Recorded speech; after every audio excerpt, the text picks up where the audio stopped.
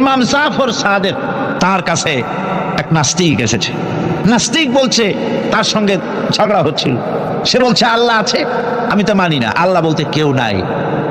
সৃষ্টিকুল চিন্তা করে একটা আল্লাহরে বানাইছে, আসলে আল্লাহ বলতে কেউ নাই।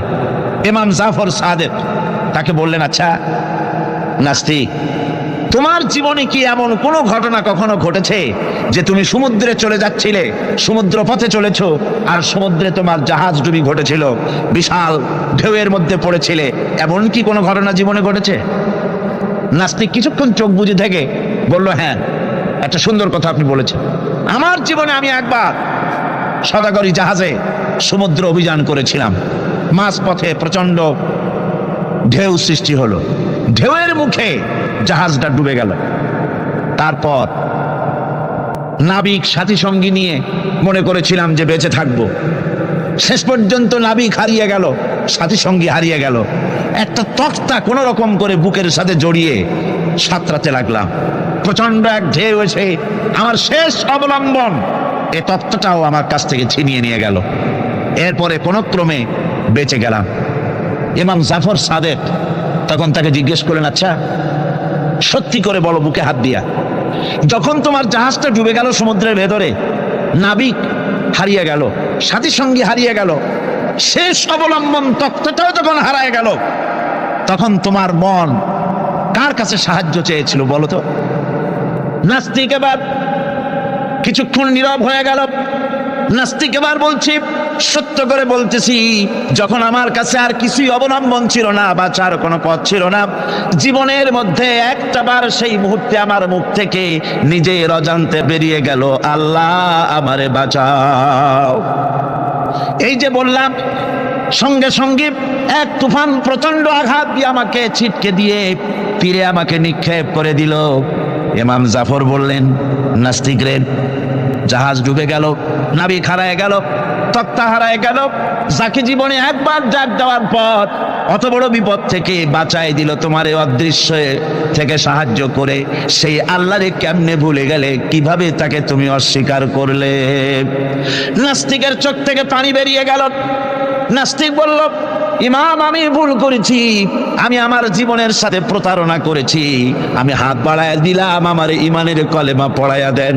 নাস্তিক পড়ে নিল, লা ইলাহা ইল্লাল্লাহু মুহাম্মাদুর রাসূলুল্লাহ। আমার ভাইয়েরা, আল্লাহ পাকের পরিচয় দিতে গিয়ে কোরআন আবার বলে, أفلم ينظروا إلى السماء فوقهم كيف بنيناها وزيناها وما لها من فروج।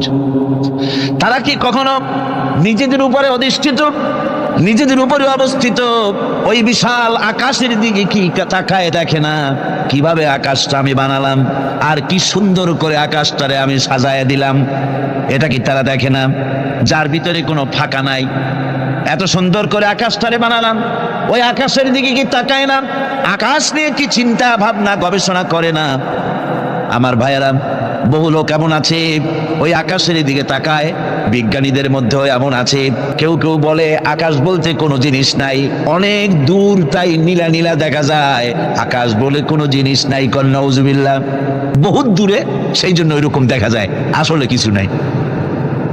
আর সত্যিকারের বড় বড় বিজ্ঞানী যারা, তারা আকাশের অস্তিত্ব সম্পর্কে চিন্তা ভাবনা করে, তাদের চিন্তা এবং গবেষণায় এই জিনিস ধরা পড়ে যে নিঃসন্দেহে আকাশ বলে কিছু আছে।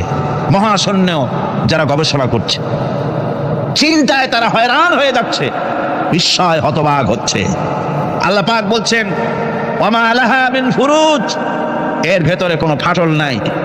আকাশ থেকে নিয়ে জমিন পর্যন্ত এই বিশাল মহাশূন্য, মহাশূন্য যারা গবেষণা করছে।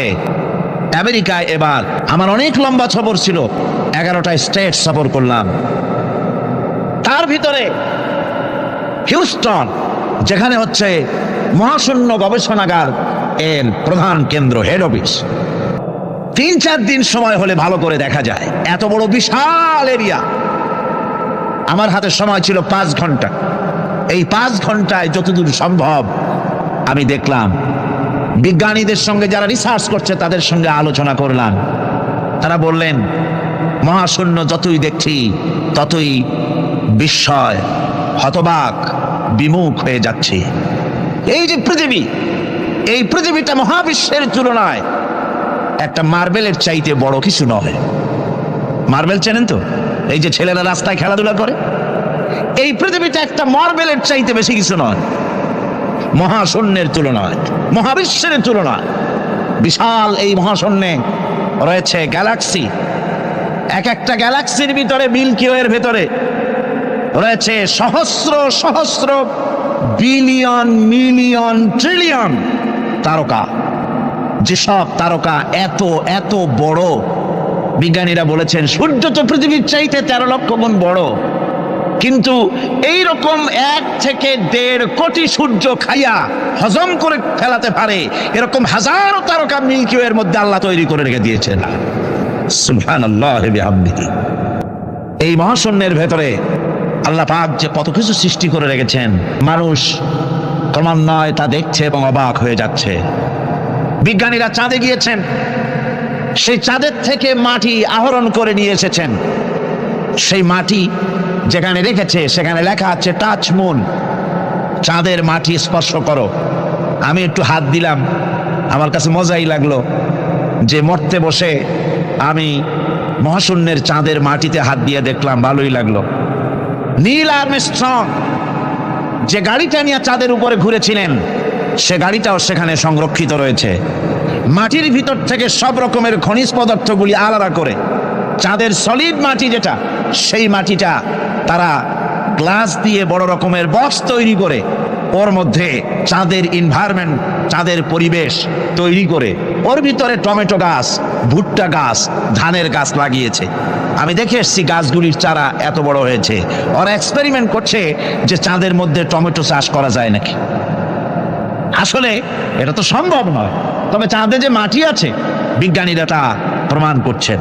আর বিজ্ঞানীরা যত বেশি মহাশূন্য নিয়ে চিন্তা ভাবনা করছে ততই আকৃষ্ট হয়ে পড়ছে যে নিঃসন্দেহে কেউ আছেন, নইলে এই শৃঙ্খলাপূর্ণ অবস্থা চলতে পারে না।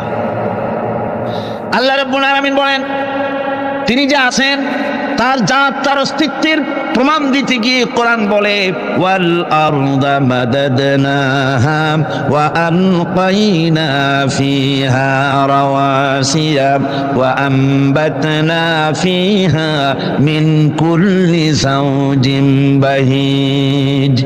আল্লাহ রাব্বুল আলামিন বলেন আমি জমিনকে বিছায় দিয়েছি আর এর উপরে পাহাড় বিন্যস্ত করে দিয়েছি। জমিনটারে বিছায় দিলাম, জমিনটারে গালিচা বানায় দিয়েছি, জমিন বানায় তাতে আবার ঘাস বানায়েছি, সুন্দর করে গালিচার মতো কার্পেটের মতো সবুজ শ্যামল করে দিয়েছি। এরপরে এর উপরে পাহাড়গুলি দিয়া দিলাম, পাহাড় দিয়া জমিনকে টাইট করে দিলাম। তাবসিরাতান ওয়া যিকরা লিকুল্লি আবদিন মুনিব। এর ভেতরে চক্ষু উন্মোচনকারী আর উপদেশ অতীব শিক্ষাপ্রদ অনেক কিছুই রয়েছে ওই সমস্ত মানুষের জন্য যারা আমার কাছে সত্যের দিকে যারা প্রত্যাবর্তন করতে চায়, যারা আমার দিকে ফিরে আসতে চায়, তাদের অনেক নিদর্শন এই পৃথিবীর ভিতরে আমি রেখে দিয়েছি। জোরে বলেন সুবহানাল্লাহ।